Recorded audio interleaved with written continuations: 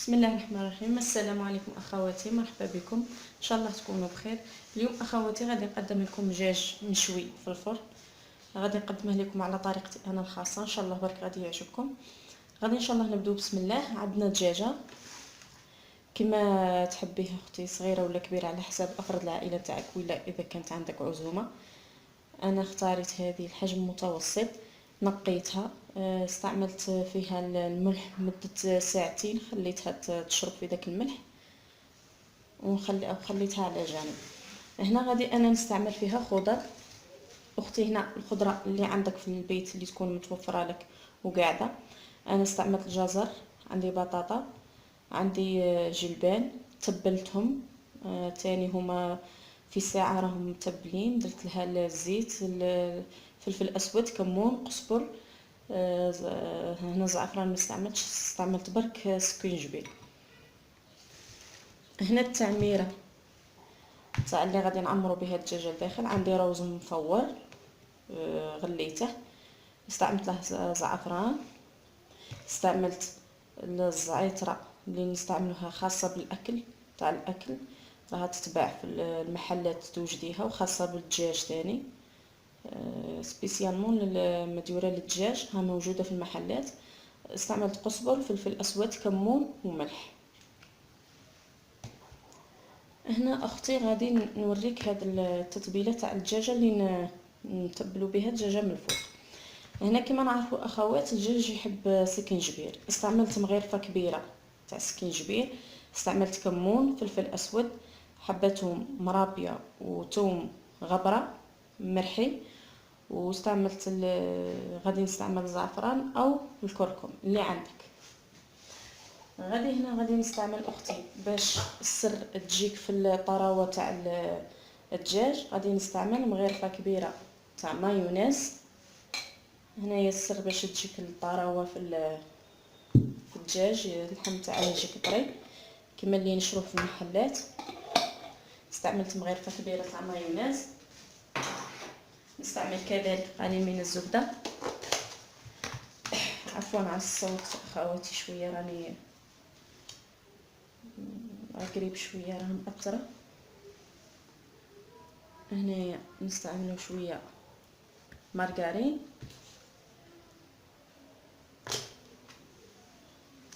واستعملت هنا 2 ملاعق كبار تاع زيت.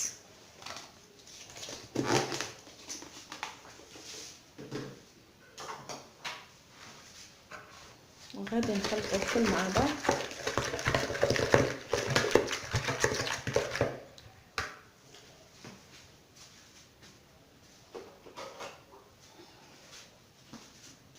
غادي نستعمل هنا الزعفران،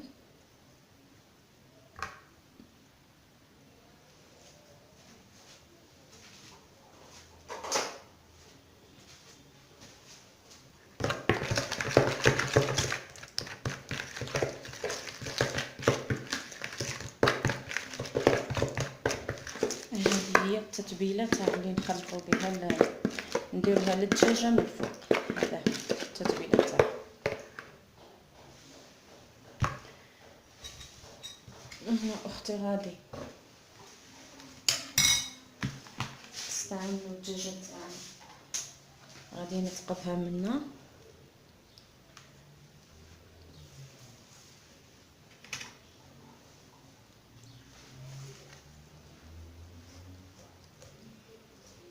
نستعمل هكا،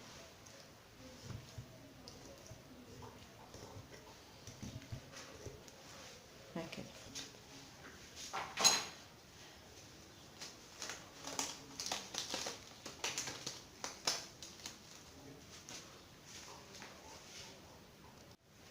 هنا نبدا اخواتي نحشي فيها من الداخل.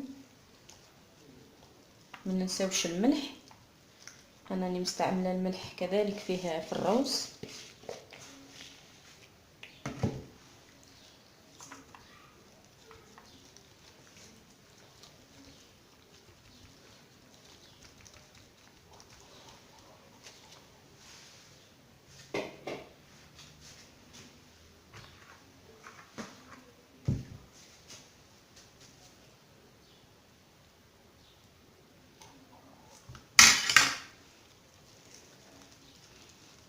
ندخلو كامل المكونات تاع هذا العقدة. ماذا بك تحاولي تدخلي ما بين الجلد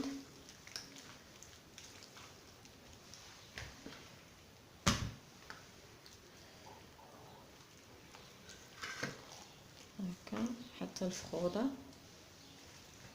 هادو الثقوب علاش درتهم؟ غادي ندخل فيهم العقدة هذه.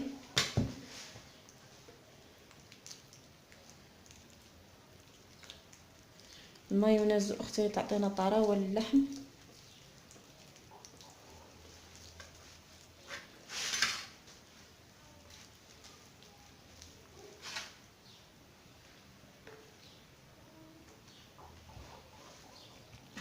كامل منها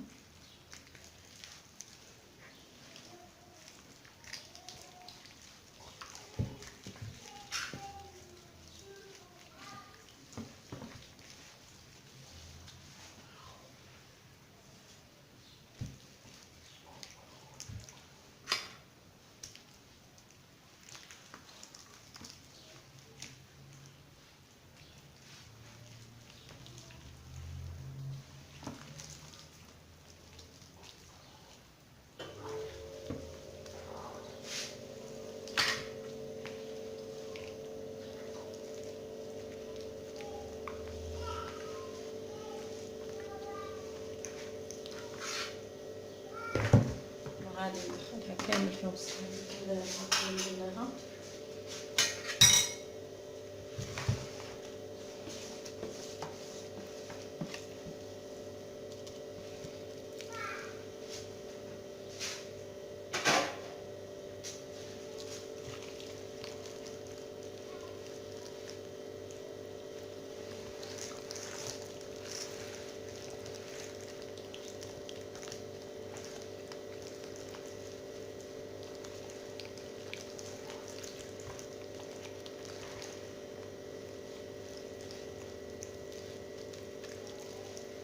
هذه هي اختي.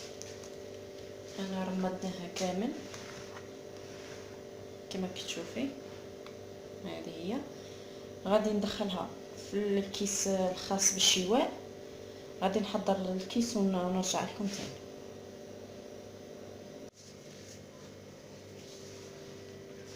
هنا اخواتي هذا هو الكيس الخاص بالشواء، راه متوفر كذلك هو في الاسواق. انا استعملت فيه هنا مغرفه فرينه. غادي تسالي اختي تقولي لي الفرينه علاش درتيها؟ الفرينه هي غادي تحمي الدجاجه، ما غاديش تلصق لنا في الكيس. هكا غنمدو كامل الكيس تاعنا.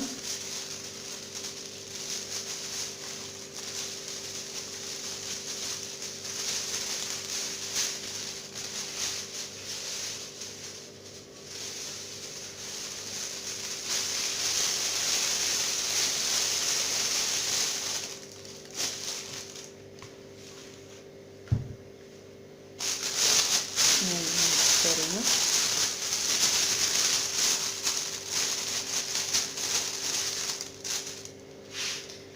غادي نحكمو الدجاجه تاعنا ندخلوها في وسط الكيس.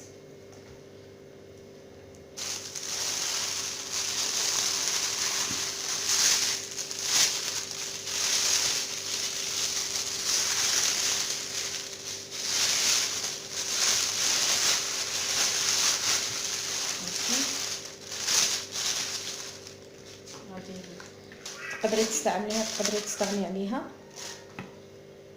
انا غادي نديرها هنا داخل. اذا كانت في العائله ساعات ما تحبش الخضره تقدري تستغني عليها. هكذا فقط. غادي كي تديريها اختي طيب لك دائما ديريها على ناحيه الصدر، يعني ديريها فيها هكا على هذا على الصدر تاع الدجاجه باش طيب لك. وهنا اختي ما نجمش نقول لك قداش المده او الحراره، كل وحده والفرن تاعها. نتيا راكي غادي تشوفي كي تشوفي الدجاجه نتاعك حمارت وبدات كاع كلشي كاع الماء اللي فيها لداخل نشف، صاي هنايا تما دجاجتك طابت. غادي نديرها في الفرن طيب وغادي نرجع لكم ان شاء الله كي توجد. السلام عليكم اخواتي مره ثانيه. هذا هو الدجاج نتاعنا راه وجد. هذه هي الخضره راها تجمرت لي، هذه هي بالتتبيله نتاعها اللي درتها. هذا هو الدجاج، ها هو وين الطري. السر اللي فيه قلت لكم ديروا المايونيز، وقعد لكم اللحم تاع الدجاج طري. هذا هو، شوفوا كيفاش راه طري. ان شاء الله اخواتي غادي تجربوها وتعجبكم ان شاء الله، ونتمنى انكم تشاركوني في القناه تاعي. ومع السلامه وشهيه طيبه.